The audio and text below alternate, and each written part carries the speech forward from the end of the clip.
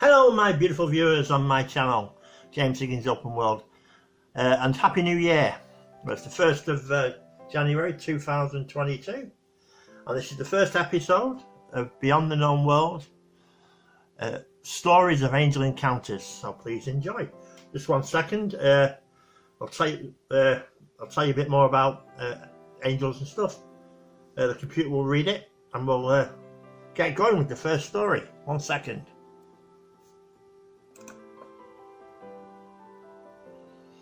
One second.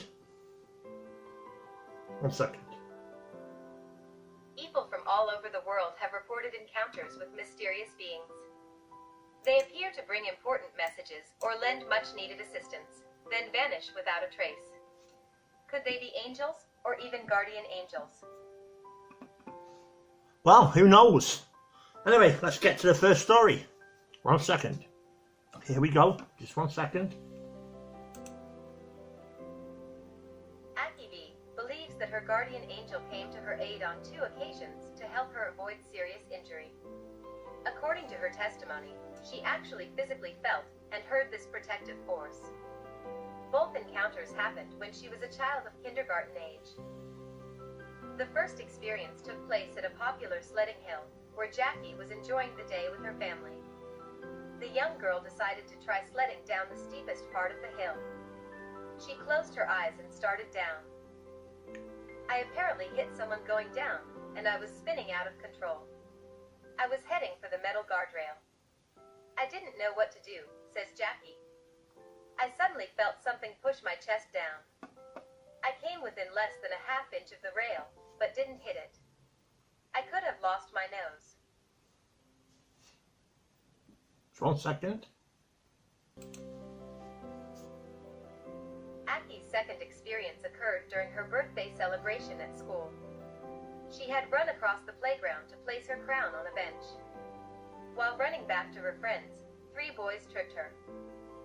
The playground was filled with metal objects and wood chips. Jackie went flying, and something hit her just below the eye. But I felt something pull me back when I fell, Jackie says. The teachers said that they saw me sort of fly forward then fly back at the same time. As they hurried me to the nurse's office, I heard an unfamiliar voice keep telling me, "Don't worry. I'm here.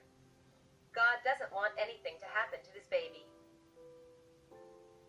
Wow, hey, that's the first story here on the first episode of Beyond the Known World. Hope you enjoyed that. The second story is coming up in a minute. Just 1 second.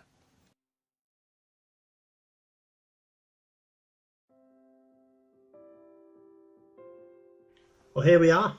This is the second story from Beyond the Known World, episode 1. Please enjoy. 1 second. Audible, strange UFO or angel. Some researchers think there might be a connection between UFOs and angel sightings. They say the angels and heavenly figures encountered in the Bible might actually have been extraterrestrials. After his experience in the 1980s with the most beautiful thing he ever saw, Louis L.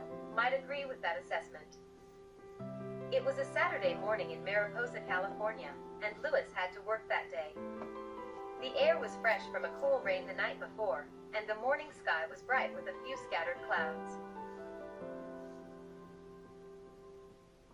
1 second. I was heading out to my car in the back parking lot of the apartment complex where I lived when I noticed someone kneeling next to my car, Louis says. This person saw me and quickly stood up holding a crowbar. The young man was quite obviously startled by Louis's interruption, and although Louis sensed the boy was up to no good, it hadn't yet hit him what he was doing. Then Louis looked through the passenger window of his car and saw that the steering wheel column had been stripped of its cover. He realized that the young man was trying to steal his car. I asked him what the hell he was doing, Louis recalls.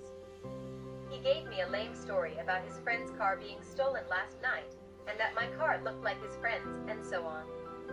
I didn't want to hear it. I told him I was going to call the police, which I did on my cell phone. Just 1 second. Louis dialed 911 and gave the dispatcher the their way and warned him not to leave. The boy said he would wait for the police, but Lewis could tell he was just waiting for the right moment to make a run for it. If he did, I wasn't going to try to stop him, because his adrenaline was pumping, and he had that crowbar, Lewis says. As Lewis was grilling the young man, trying to detain him, he began to notice 3 rather large clouds in a single-file formation that were almost overhead. Then I saw it, he says. A shiny object exiting from the first cloud and entering the next, and then coming out of that one. It was shiny, like brightly polished chrome, and moving at a good speed. I couldn't make out the shape. 1 second.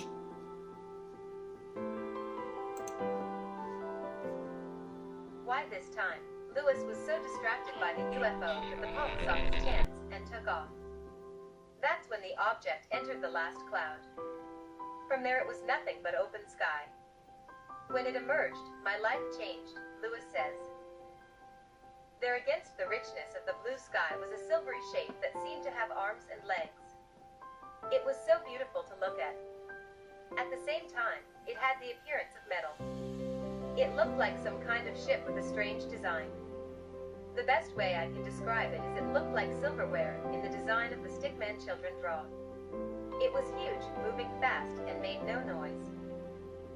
As it sailed overhead, some of the limbs would move up and down, giving the impression of being alive, a living entity. It made a couple of rolls, reflecting the sun in every direction, just beautiful. Oh my God, beautiful. Just 1 second. As it started to fade away from my view, I found myself short of breath, and with tears running down my cheeks. It had that much of an effect on me. I began thinking maybe that's what an angel looks like. Maybe not. There you go. That's story 2.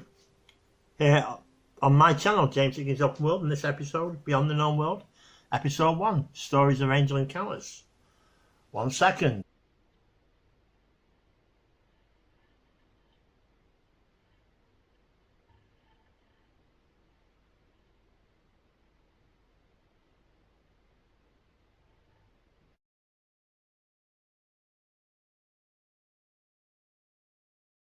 Well, here we go. This is story 3, read by myself. So I'm having a few issues with the computer reading it, so I'm going to read it myself. Right, let's get to it. There are many stories of people receiving much needed money from mysterious unknown sources. Ellie has such a story that she recalls from the summer of January 1994 when she was living in Melbourne, Australia. It was late afternoon and Ellie was outside gathering the family laundry from the clothesline. There was a sudden small willy, an Australian term for a swirling wind funnel of dust and leaves. As it raced past me, I saw something blue whirling in the middle of the dust and leaves and managed to grab hold of it, she says. I was surprised and very pleased to see it was a $10, I think it is, note. A few days later, Ellie was at the back of the yard checking on her garden tomatoes when she spotted something lying in the grass. She was, 1 second. 1 second. She was astonished to find it was a £20 note. Not long afterwards, in another part of the garden, she found a £5 note and yet another 20 note nestled among the leaves of the daylilies. By the time I'd told my family of the angel money, she tells us, none of them had put money there, not with the possibility of it blowing in the often high winds of summer. Al was quite quiet for a few days. Then one of my sons came in with an ear-to-ear grin and a £20 note that he just found on top of the compost heap. Most of us would say this was not an angel money at all, but money that someone had lost, that had simply blown into Ellie's garden. But Ellie's not quite convinced of that explanation. That's because a week or so later she had another amazing find, this time in her house. Wow, just 1 second.